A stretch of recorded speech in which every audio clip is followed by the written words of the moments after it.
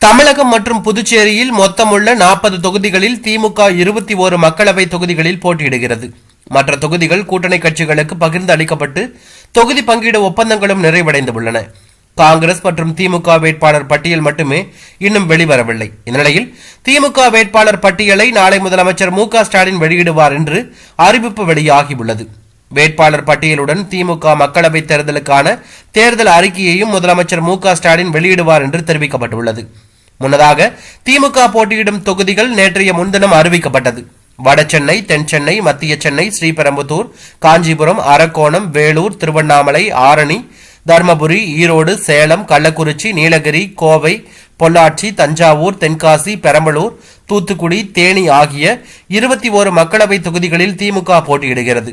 7 கட்டங்களாக நடக்கும் 2024 நாடாளுமன்ற தேர்தலில் தமிழ்நாடு மற்றும் புதுச்சேரிக்கு முதல் கட்டத்திலேயே வாக்குப்பதிவு நடக்கவுள்ளது.